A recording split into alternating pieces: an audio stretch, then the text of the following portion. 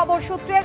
দেশ ছেড়েছেন বাংলাদেশের প্রধানমন্ত্রী শেখ হাসিনা। বোন শেখ রেহানাকে সঙ্গে নিয়ে তিনি বাংলাদেশ ছেড়েছেন।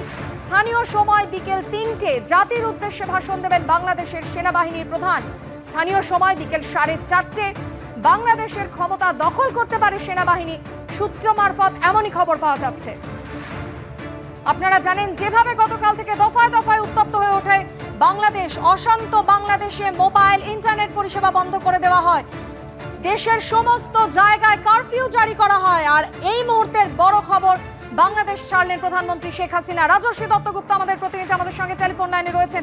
রাজর্ষি, কি খবর রয়েছে তোমার কাছে? দেখো, অত্যন্ত উদ্বেগজনক পরিস্থিতি এই মুহূর্তে বাংলাদেশে রয়েছে। তুমি জানো, গত কয়েকদিন ধরেই গোটা বাংলাদেশ উত্তাল হয়ে উঠেছিল আবার, এবং মৃতের সংখ্যা লাফিয়ে লাফিয়ে বাড়ছিল।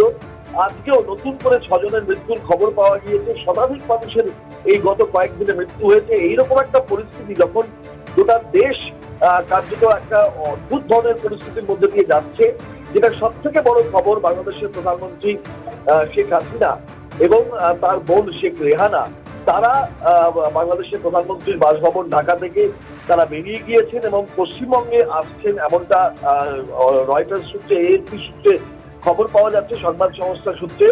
এবং যাতে এমন একটা পরিস্থিতি যে কোনো মুহূর্তে প্রধানমন্ত্রীর বাসভবনেও আশ্রয় করতে পারে, সেই উত্তেজনা, উত্তাপ এবং বিক্ষোভ।